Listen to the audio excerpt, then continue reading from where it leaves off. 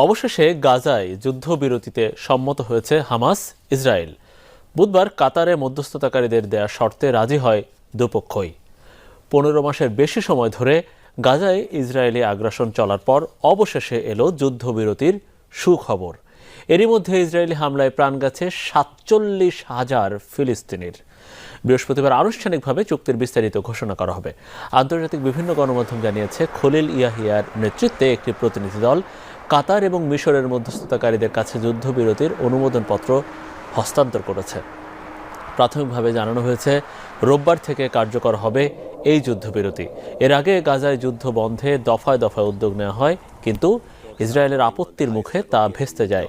যুদ্ধবিরতির উদ্যোগ বারবার ভেস্তে যাওয়ায় চাপ বাড়ছিল নেতানিয়াহু প্রশাসনের উপরও।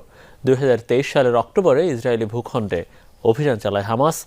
এরপর থেকেই গাজায় তাণ্ডব চালিয়ে আসছে